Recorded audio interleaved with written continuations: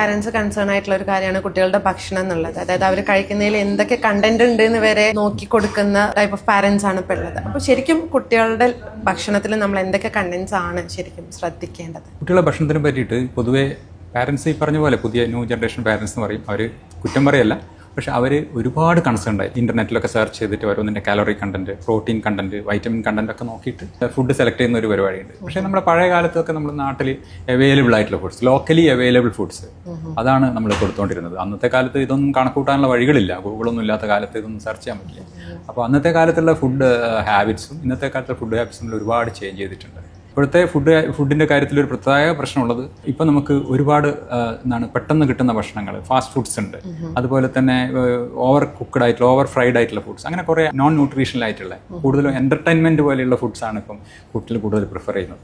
അപ്പോൾ ഫുഡിൻ്റെ കാര്യത്തിൽ നമുക്ക് കുട്ടികൾക്ക് അങ്ങനെ ഫുൾ സ്ട്രിക്റ്റ് ആയിട്ട് ഓരോ ഇത് നോക്കുന്നതിനേക്കാളും നമ്മൾ ലോക്കലി അവൈലബിൾ ആയിട്ടുള്ള ഫുഡ്, ഫാമിലി ഡയറ്റ്, ഒരു നല്ലൊരു ഹൈജീനിക്, അതുപോലെ തന്നെ ന്യൂട്രീഷ്യസ് വാല്യൂ ഒക്കെ ഉള്ള ഫുഡ്, അത് നമ്മൾ ലോക്കലി അവൈലബിൾ ആയിട്ടുള്ള ഫുഡാണ് എപ്പോഴും പ്രിഫർ ചെയ്യേണ്ടത്. നമ്മുടെ നാട്ടിൽ നമ്മൾ സാധാരണ ഉണ്ടാക്കുന്ന വീട്ടിലെ ബ്രേക്ക്ഫാസ്റ്റ്, ലഞ്ച്, ചോറായാലും കറി ആയാലും കൂടുതൽ വെജിറ്റബിൾസ് ഇൻക്ലൂഡ് ചെയ്യുക, കൂടുതൽ പ്രോട്ടീൻ കണ്ടെയ്നിങ് സാധനങ്ങൾ ഇൻക്ലൂഡ് ചെയ്യുക, ചെറുപയർ, കടല, അങ്ങനെയുള്ള സാധനങ്ങൾ, നോൺ വെജ് ഫുഡ് ഇൻക്ലൂഡ് ചെയ്യുക.